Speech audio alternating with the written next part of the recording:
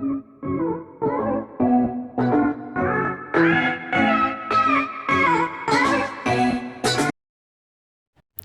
everyone, welcome back to my channel.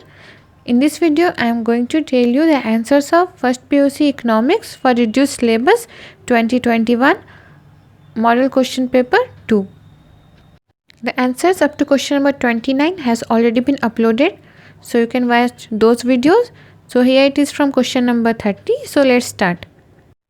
So the answer of question number 30 is statistics plays a very important role in the field of economics. It helps in study of economics in many ways.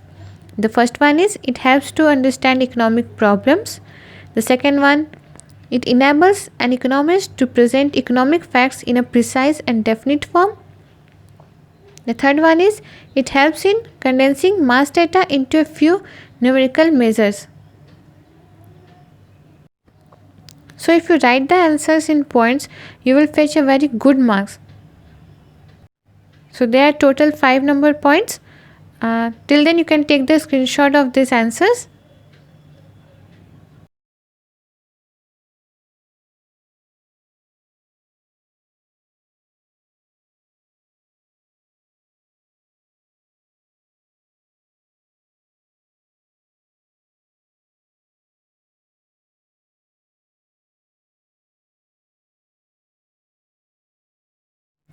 Fourth point is it is used to find relationship between different economic factors. And fifth is it helps in formulation of plans and policies.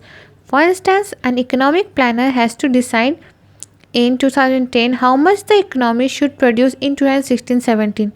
So in total there are 5 points which you can write in the answer of question number 30.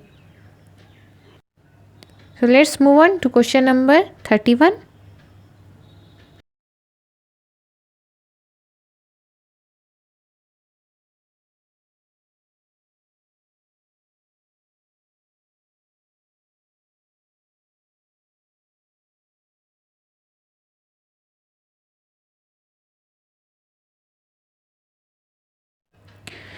The answer of 31 is random sampling is a part of the sampling technique in which each sample has an equal probability of being chosen.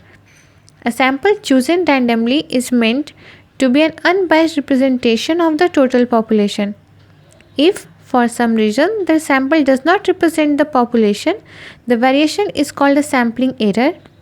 Random sampling is one of the simplest forms of collecting data from the total population. Under random sampling, each member of the subset carries an equal opportunity of being chosen as a part of the sampling process. An unbiased random sample is important for drawing conclusions. So this is all about random sampling, and this is the answer of question number 31.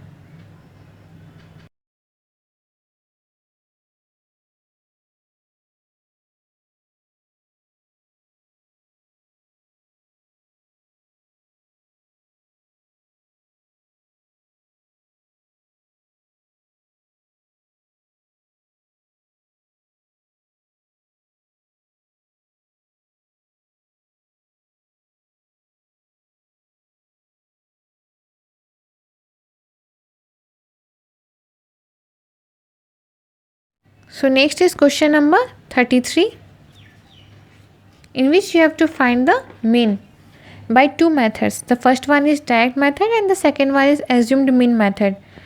So you have to find the mean by both the methods. So I have written the x and the f. You have to total the f, that is frequency, and the total frequency is 52.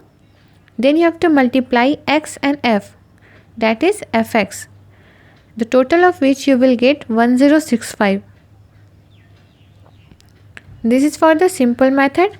However, for the assumed mean method, you have to assume a mean, that is from x. So here I have taken 20 as assumed mean, and then I have found the d, that is by subtracting x minus a, that is assumed mean.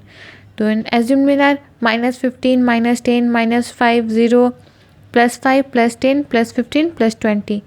And then you have to multiply d with f. Now you have to calculate the mean from direct method and assumed mean method. The first one is direct method, in which the formula of mean is sigma fx by sigma f. Then the sigma fx, that is totaling of fx, is 1065 divided by sigma f, that is total number of frequencies, that is 52. And when you will divide 1065 by 52, you will get the answer 20.48. This is from the direct method. Now you have to calculate from the assumed mean method also. Remember one thing, the answer of mean from both the method will be the same, that is 20.48. Now assumed mean method. By assumed mean method, mean formula is a plus sigma f di by sigma fi. Then a is 20 plus 25 divided by 52. Then 20 plus 0.48. 0.48 you will get by dividing 25 by 52. Now the answer is 20.48. In both the method, that is direct method and assumed mean method, the mean is same, 20.48. This is your answer.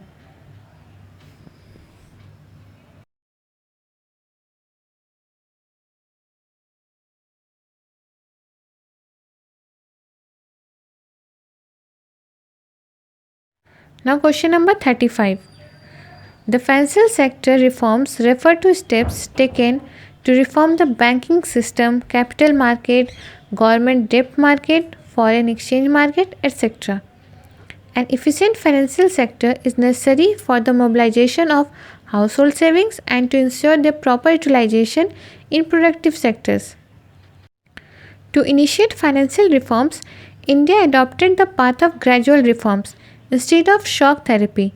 This was necessary to ensure continuity and stability of the financial sector in India.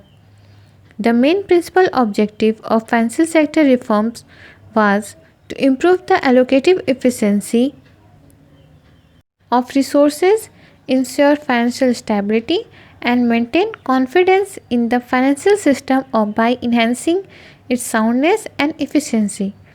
So this is the answer of question number 35. This is all about financial sector reforms.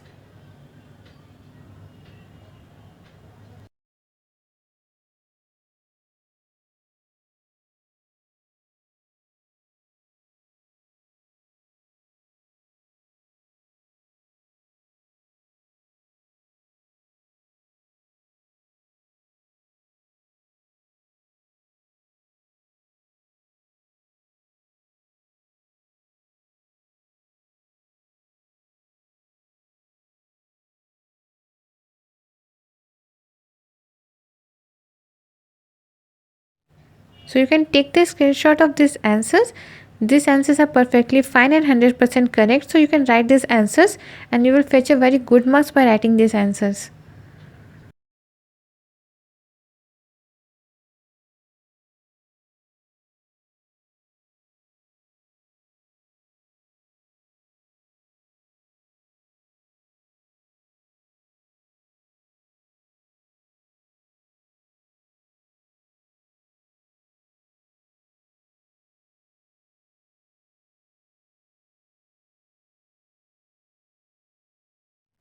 Now this is answer of question number 36.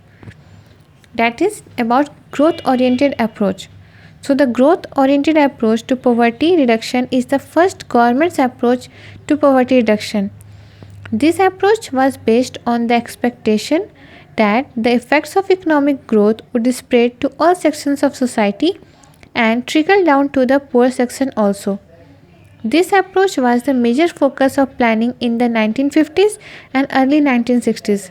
It was felt that rapid industrial development and transformation of agriculture through green revolution would benefit the underdeveloped regions and the more backward sections of the community. But this approach was failure. The benefits of economic growth has not trickled down the poor. The green revolution exacerbated the disparities regionally and between large and small farmers. There was unwillingness and inability to distribute lands. So this is all about the answer of question number 36. Further, if you need any more answers, you can comment down below and thanks for watching, and please like and subscribe this video too.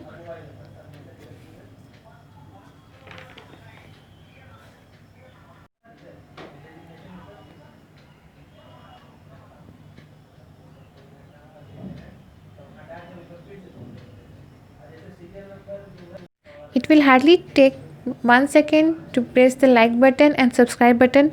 So please do subscribe my channel and press the like button also. And if you want any more answers, you can comment down below also. So let's move on to question number 38.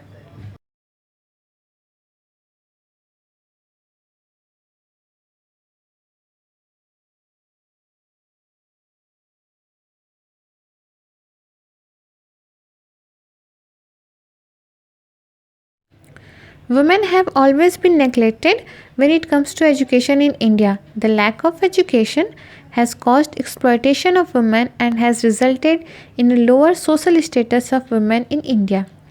There is an imminent need for promoting female education in India because of the following reasons. The first one is women education is essential for providing them economic independence and empowering them to save them from exploitation and domestic violence. The second point is women education is essential in order to raise the social status of women so that the quality of life of women can be improved.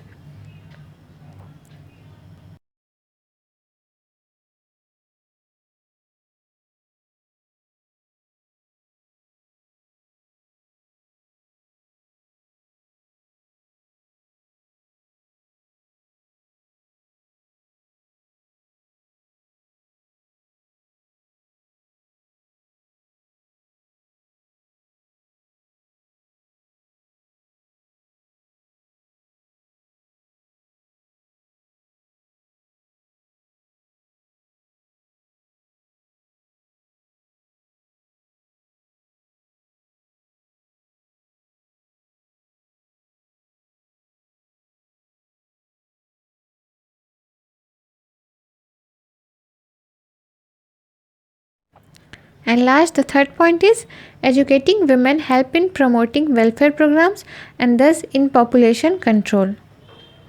So this is the answer of question number 38. Now let's move to next question number 40.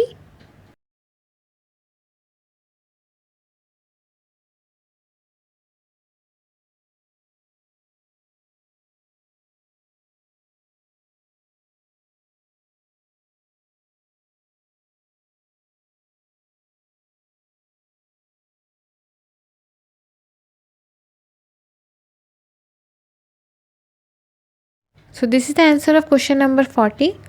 The development of a country wholly depends on the availability of its infrastructural facilities. Infrastructure plays a vital role in the improvement of the country's standard of living. It also plays an important role in contributing to a higher rate of economic growth.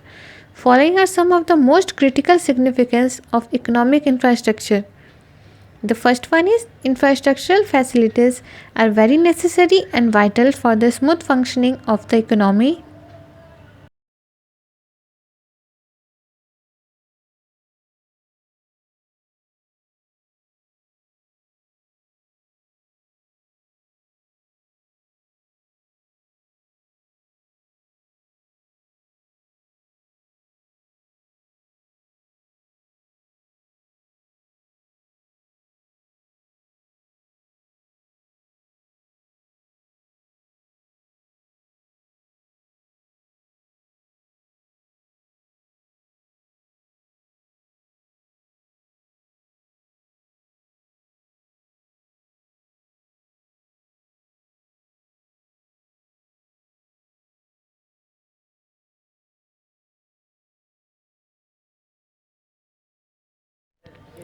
The second point is infrastructural development such as transportation facilities and education increase the productivity. And the third one is infrastructure plays a crucial role in the generation of employment opportunities. So this is all about question number 40. So in this video, answers up to question number 40 has been explained. If you want more answers, please comment down below and don't forget to like and subscribe my channel.